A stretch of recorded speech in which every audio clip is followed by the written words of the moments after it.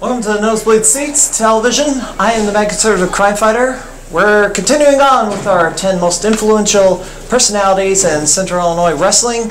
And our next member of that top 10 is Brandon Espinosa, the Brandon Espinosa. You can say that. Before we get started, what is your social media? And I want to do it Mac Cage style.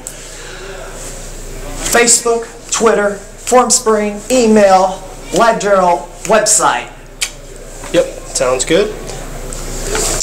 All right, let's go all the way back to your early days. How did you get involved in, or get interested in and get involved in the professional wrestling business? Well, I mean, I've told this story to numerous people of mine that I've been really close to, that I've helped with the business, or that have helped me. When I was about 2 years old, I was really starting to watch wrestling, just like my little son is right now. He's very into wrestling, and just like my dad did with me, I wrestled with him. And at 2 years of age, me and my father were wrestling on the bed, and he slammed me. He was playing Macho Man and I was being Hulk Hogan, and when he slammed me, I accidentally fell on my neck too hard. Ended up having to wear a neck brace for 6 weeks because I jammed it that bad, and from then I've just always loved wrestling. I mean, there was a couple years in my middle-age years that I didn't watch it, or middle school years, and then after that, high school got into play, and I really wanted to keep watching it, and I got more and more into it.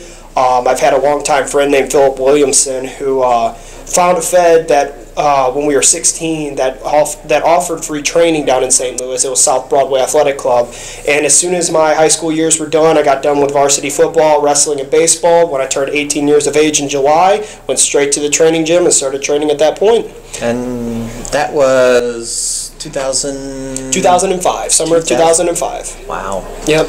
Who are your trainers at Mid-Missouri Wrestling Alliance? The trainers there, I really didn't have any up front. It was kind of like you show up, you know, whoever the veterans are, the experienced guys were, they would show up and they would just basically bump us around, teach us the business, teach us what we had to do, teach us how to take moves and how to do them the proper way without getting hurt. If I have to say anybody helped me out with training there, would be guys like Gary Jackson, or Philly Blunt was there a lot, Ty Dalton was there quite a few, the teacher, the infamous teacher was there all the time, and then from there I actually left and went over to Dynamo Pro School and trained with Dingo, and he really helped me learn what I was doing wrong and how to properly fix it so that I could do it better.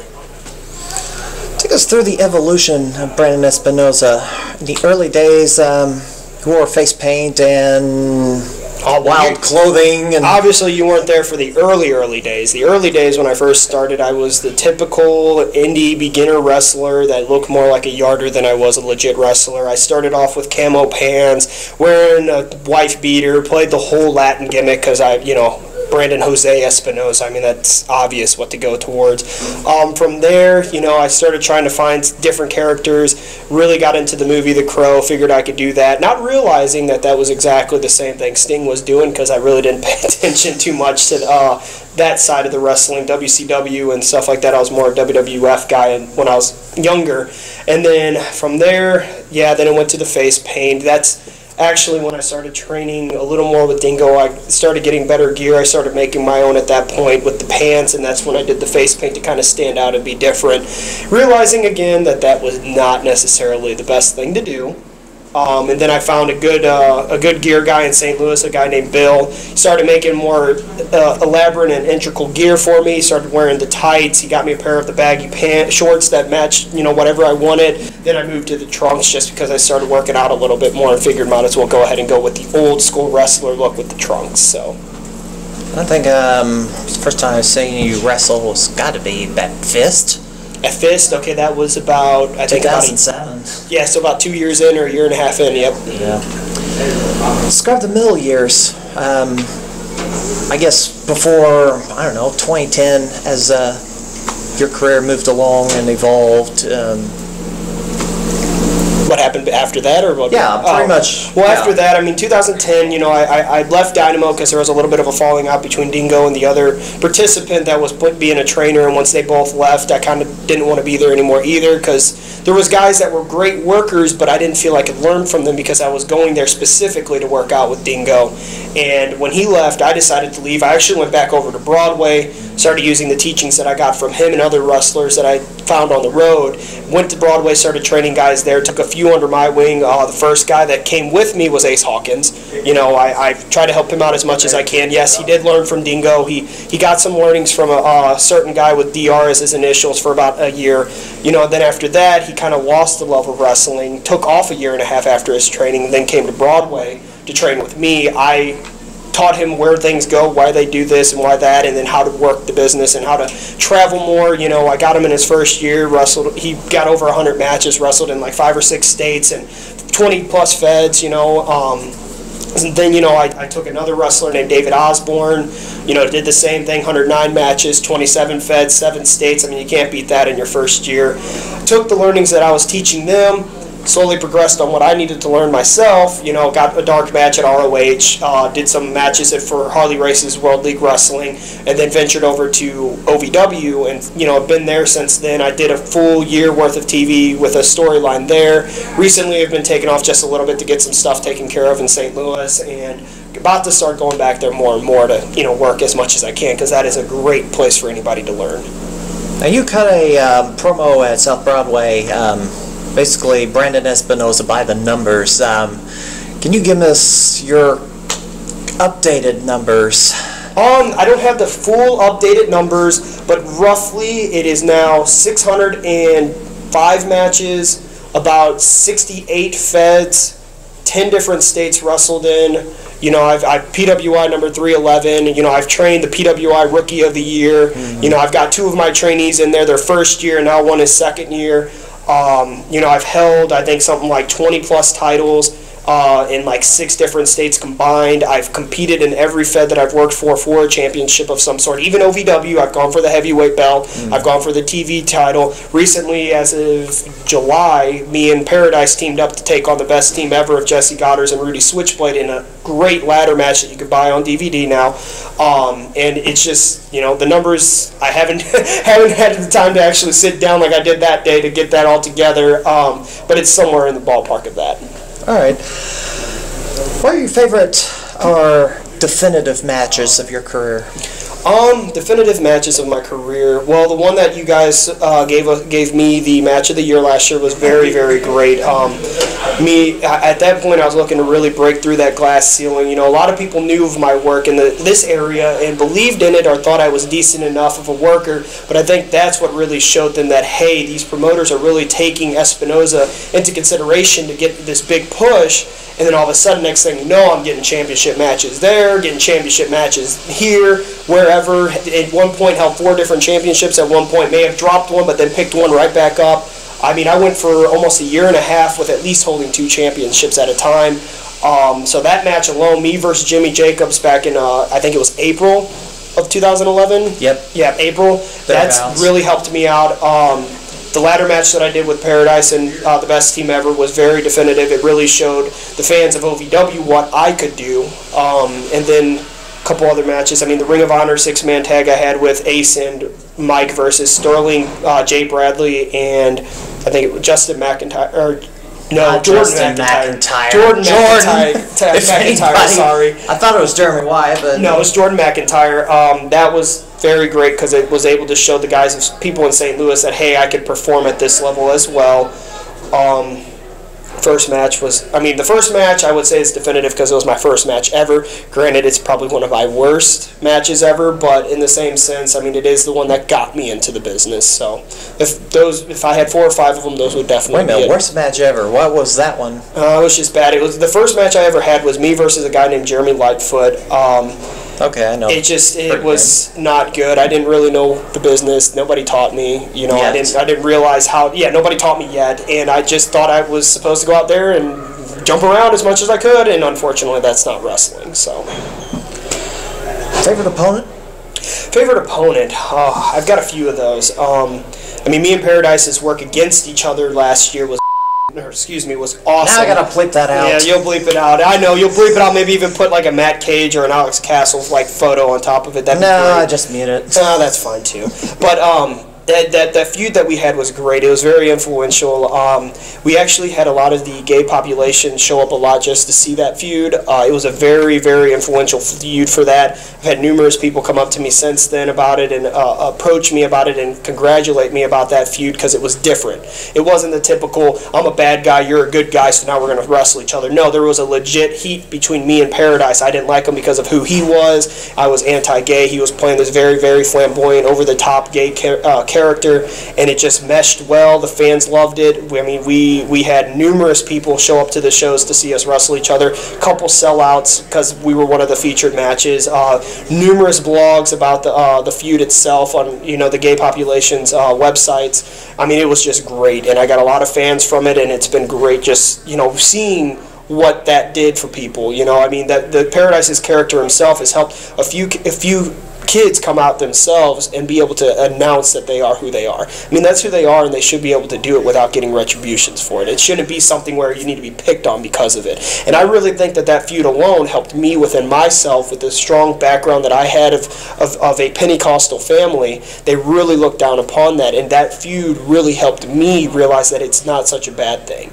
It's not a bad thing at all. It's just who you are. If you're going to love who you're going to love, and you're going to hate who you're going to hate, but don't judge somebody because they love somebody. And that really helped me out. So Paradise, that really helped me out. That was a very, very great feud. Had a couple matches that a lot of people probably not have heard of. We've had a dress on a pole match. We had an I quit, I admit match. And then Iron Mitt. I quit or I admit. And the I quit was if he quit wrestling. If I quit, I admit who I was. And it was the whole point of the feud. But then, those were those matches, and they were great. Again, you can buy them at ovwrestling.com and buy them on their DVDs. If you want to know which one's which, I can tell you which one they are, so you can buy them, or anybody that's watching can buy them. Another feud that's been great that I love to do all the time is Ace Hawkins, just because it is my first student. It is the first guy that really helped out in the business. We've got this great dynamic feel together, whether we're teaming up with each other or feuding against each other, just like you'll see at Pro Wrestling Glory tonight.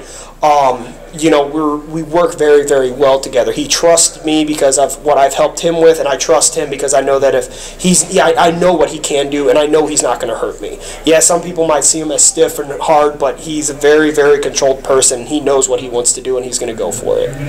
Well, I didn't want to skip ahead, but I'm now going to have to. How does Minor Threat stay together? Because this tag team you've turned on him, I don't know how many times. He's turned on me too. He's turned on me too. It's one of the most dysfunctional tag teams I've ever witnessed. Well, it's like having a sibling. You love your sister, you love your brother, but there's certain things they do that really just, and you just want to kind of like, you egg it on, and then finally you just snap, or they snap on you. And then later on, when somebody else is picking on them, well, then you know what? You can't pick on them because it's my job to pick on them, and that's just kind of how it goes. I mean, there's certain things Ace does that, ticks me off, and there's certain things I do that tick him off. So when that happens, well, we have to settle it where we know best, the ring. Do you prefer tag team matches or singles competition? It comes and goes. To be honest, it completely depends on how my body feels. 4 or 5 years ago, I started teaming up with Brandon Aaron's, and that really helped me out in letting my body heal a little bit, because, when you go for 4 years and I was stupid and did all that high flying and would take stupid falls and would hurt myself, and teaming up with him gave me the opportunity to relax and kind of let stuff heal, as well as being in singles, it's all about you. It lets you show what you can do and what you as a person can do, as you as a wrestler can do, and you as an entertainer can do.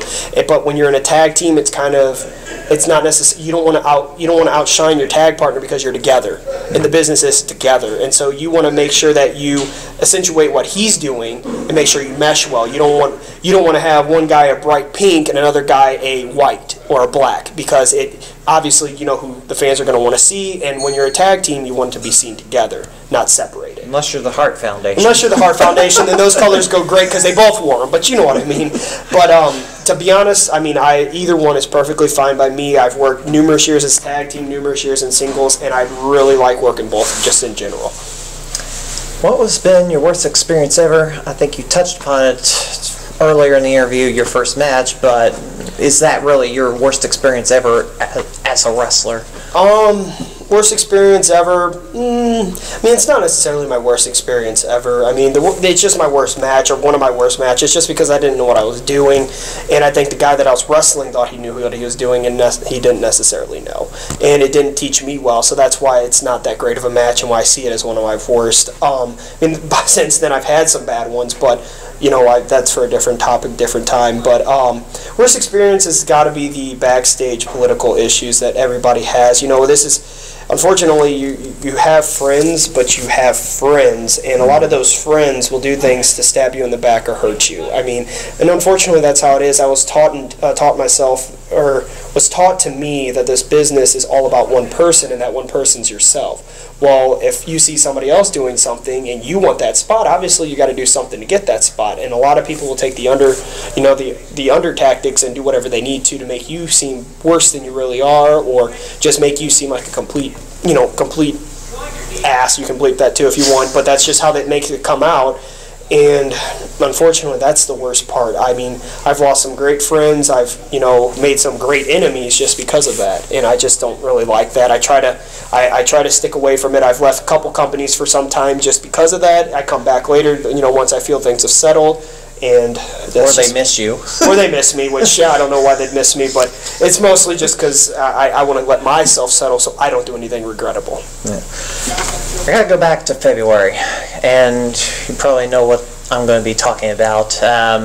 Was that me the incident where a 5-year-old kid decided you had I don't know if it was a Falls Count Anywhere match or if it was just a regular match that just spilled to the outside, but for some reason that kid just ran up and just punched you in the kidneys. And I really don't know. I mean, I do look back at that and I think it was maybe not the best way to handle it.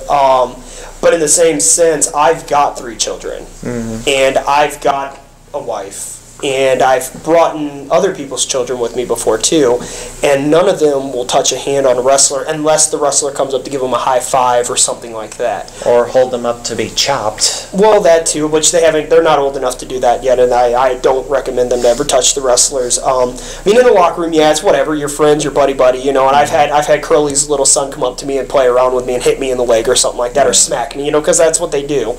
But when you let your child, or you're not watching your child, and let him cross the imaginary barricade and come and put his hand on a wrestler, I have always been taught that if a fan touches a wrestler, if the wrestler didn't touch him first, at that point it's equals down, equals fly, you punch, because at that point it's like it could be life or death. Yeah. I don't touch fans. I mean, I've gotten spit on before, and I've turned around and spit right back at them. Yeah.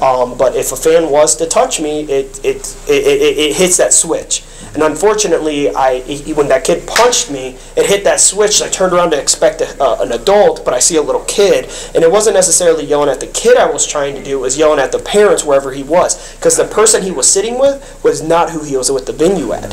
And his parents were actually like way over in that section. And if that's the case, they're in the concession stand. No, from what I heard, they were over by the merchandise. Okay. They weren't selling merchandise; they were sitting by the merchandise. Ah. And the fact that your child is over here sitting, you're way over here, and you just put a hand on a performer, that's not right. And you can't do that if you go to see a Broadway play. You can't do that if you go and see a WWE event. If you go see a WWE event, kid's going to get tackled. Yeah. You're going to get arrested for negligence on your child. If anything happens like that at any performance. I mean, one guy wanted to be a mad streaker and decided to go and jump onto the Busch Stadium field and be a streaker up and down through the center field. He got tackled, got put in jail, and spent some time there. So I mean, you're coming to a performance you should know how to react and how to maintain your children or maintain an elderly or maintain anybody that's with you, because there's a certain professionalism that you have to have as a fan or as a audience member to do that. Seems to have been an uptick in wrestler versus fan incidents. AAPW, Mike Masters slugged a fan in the crowd and brought an early end to that event. People said that was a work. It probably was in retrospect, but there's been several after that. There's been several incidents since then, and a few fan attack wrestler incidents. I just think in my opinion, it's not a good practice. It's not, because again, there's a slight small line between reality and entertainment, and certain things, when you do things like that, it really breaks that line, and you can't tell anymore what's entertainment and what's not. I'm Brandon Espinosa in this interview with you as myself. When I'm in that ring, I'm a completely different Brandon Espinosa. When I'm in LVW's ring, I'm way different than I am the Brandon Espinosa I am here. Here I'm a father. Here I'm a husband. Here I have a normal life that I've got to take care of. I've got a mortgage. I've got, utility bills. But when I'm out there, you don't need to know about that.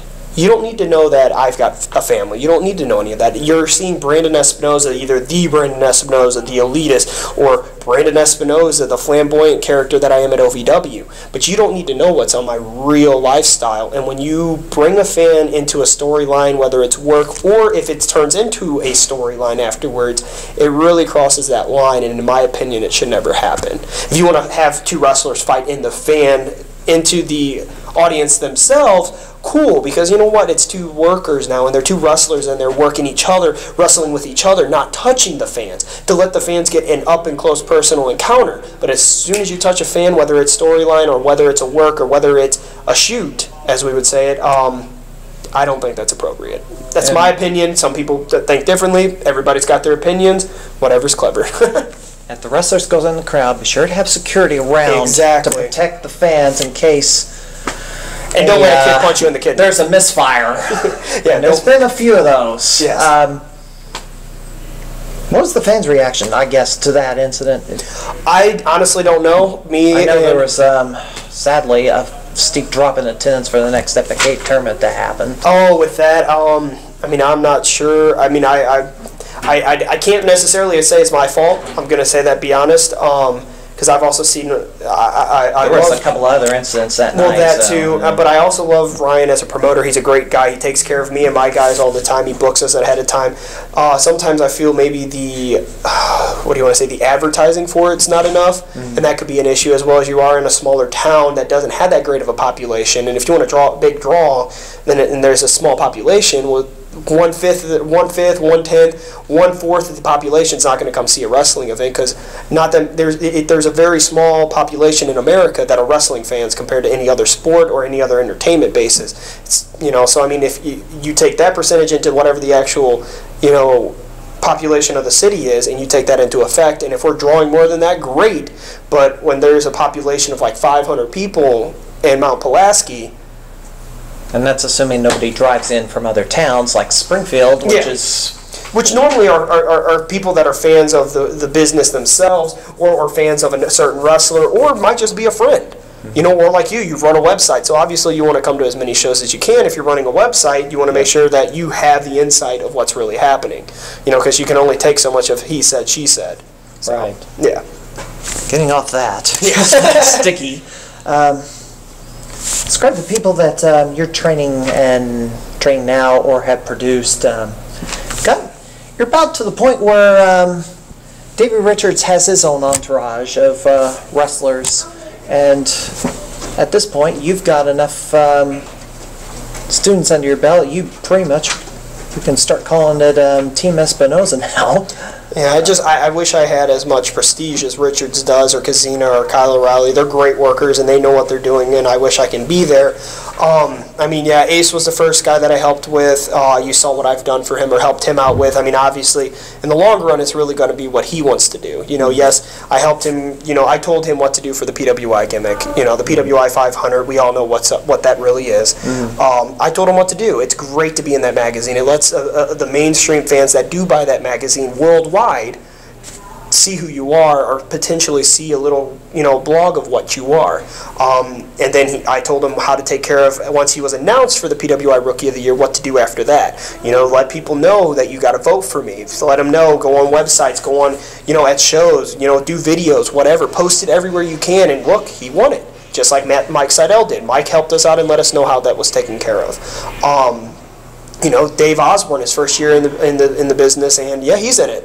And that's because these two guys have stuck with me from the beginning. When they wanted to really take care of this, they stuck with me. They didn't try to leave and then come back, or not come back at all, or make a scene in the locker room. I mean, be honest with you, I've had Ace, I've had Dave Osborne, I've helped LaMarcus Clinton out, I've helped Chase King out, I've helped Aiden Young out, I've helped out a couple of other guys. And 3 of those guys, 2 of them have left and come back because they realized they first thought I was just being a complete tool to them and wasn't trying to take care of them.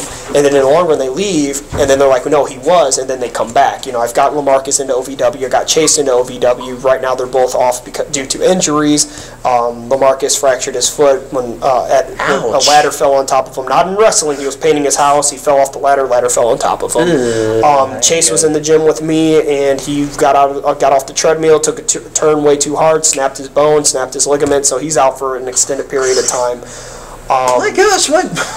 Just getting off the treadmill? Well, he's had a messed up knee for a while, and this just finally put it over the edge. So he's going to be grandmother's fallen on the treadmill and actually got trapped against the wall as that belt is turning. That's not good either. I hope she's doing okay. Oh, she's fine, but yeah, that's so. Get rid of her treadmill. So so those are the guys I've helped, and Aiden. Don't want to get into that. Aiden is a great Greco wrestler, a great collegiate style wrestler, a great Olympic style wrestler. But when it came to the wrestling that we are, he couldn't deal with it. He wasn't ready. No, he wasn't ready. It's a very, very adult-like atmosphere, a very political atmosphere, and you have to be used to it. And if you can't get over that and let that and be known that that's what it's going to be, then you can't accept it. And unfortunately, he couldn't. I wish him well in his wrestling adventures that he's doing for high school. I think he's helping out in the Parkway School District, if I'm correct. Great. He's a great wrestler in that sense, and hopefully that leads him to bigger and better things for his career outside of that. So that'll do it for this edition of Nosebleed Seats. We are out of time for this half hour. Next week, we're going to have part 2 of our interview with Brandon Espinosa as part of the top 10 most influential people in Central Illinois wrestling.